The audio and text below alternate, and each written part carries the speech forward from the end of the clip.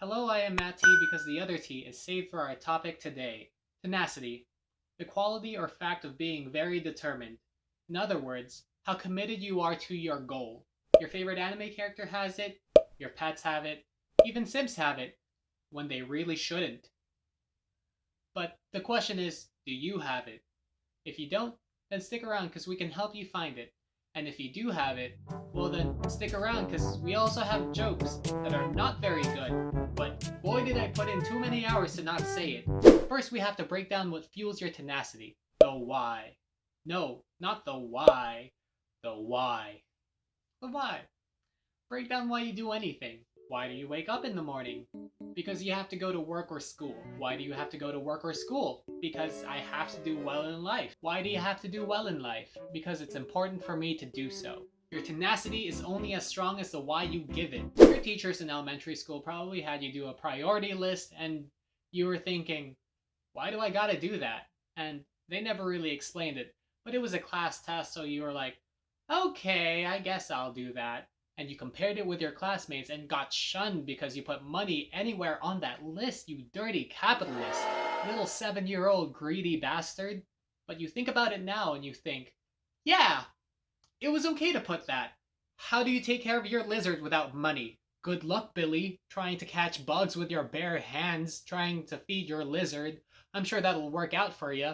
I'm just gonna feed my lizard the regular way and go to Costco and get him some bugs. Something I need for that, is just money. Little me did not know how to phrase that when I was 7 years old. But in hindsight, I think, yeah, you need that shit to survive. But back then, your list probably looked like this because you didn't know any better. It doesn't reflect any of your values or any of your wants, but if you did your list right now, it would probably look like this. It's a lot more practical, curated to your own interests, and I know that becoming Hokage isn't on there. And I know becoming Hokage isn't on there anymore. I'm sad about that too, but you got new interests. You see, your why needs to somehow be connected to the top 10 priority list that you've made so far. Otherwise, it's not going to get done. There's no fire under your tenacity because it's not a priority. When a kid wants a toy, a phone, a fidget spinner, this kid will literally jump off walls, cry, and scream until you get it for him. It's like you told him you were gonna cut off his legs, and the only way for him to save them is to cry and scream and make you look like the bad guy for trying to cut off his legs. You don't want to be known as Jimmy Leg Slicer, so you get it for him. Even though he really didn't deserve it, but that's his tenacity for making you get it for him. This is because nothing, and I mean nothing, is above the importance of getting this toy. An earthquake can happen, shelves are falling, things are crashing around him, but I guarantee you he's going to save that fidget spinner. Now I gotta say, you have to want this goal just like this 3-foot, full of parts kid who would summon Satan for this $5 toy. That is the kind of intensity you are striving for, and your priority list is there to help you get it. Now, to address why people fall off the wagon, there are 2 stages to your goal-oriented journey: the learning and the flow. When you are starting a project, there is just so much dopamine going in your head. A ton of positivity about, this activity is life-changing. I can't wait to learn about this. My friends are going to think this is so cool. It's brand new, and that's when you're going to get the most support. Internally and externally, if you're telling people about it. This is the most exhilarating part of the process, so live in it for as long as you can, because boy, you will miss it. However, when you get over this color bomb of positivity, which can last 2 weeks to 4 months depending on the person, you will get less stimuli on the project you are working on. This is the shift from a learning stage to a flowing one. In learning, you get new things every day. It's like dipping your feet in the water. You know the temperature now. Waves are coming in. You go in a little deeper. You feel new textures on the ground. Every few minutes of doing a task will feel like you're improving so much, and this will push you. It's exciting. Oh crap, something touched my foot. Oh, it's just a seaweed. Or is it? Nah, it's all good. These are great, but the moments between when you feel excitement are going to become longer and longer.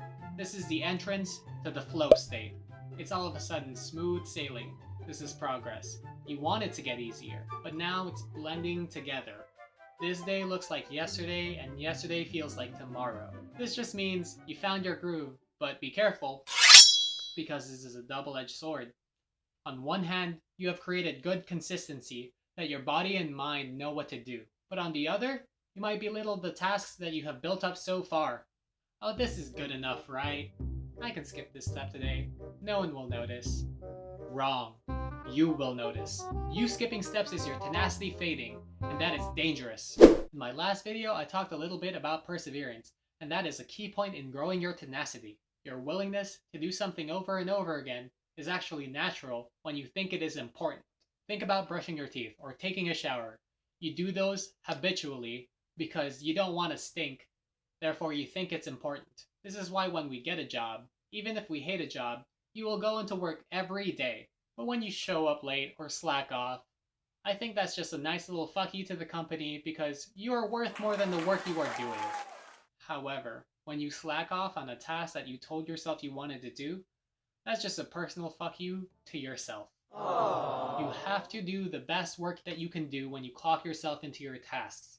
When you start cutting corners or slack off, the only one you're hurting is yourself. Now with that said, here are some helpful tips on keeping up that productivity.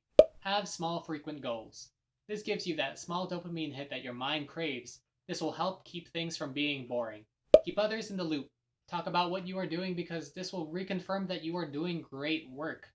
Also, don't give yourself excuses. You want to achieve your goals as soon as possible, and every excuse you make is only going to push it that much farther. Keep up the good work because it'll pay off in the end.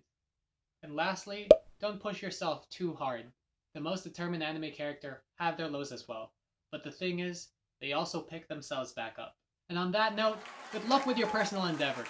I hope you achieve them with intense intensity. Now, leave in the comments below on what you think is most helpful when keeping up your tenacity. And if you like this video, please give it a thumbs up and subscribe if you want to see more. And ring that bell. Thank you for watching and I hope you have a great day.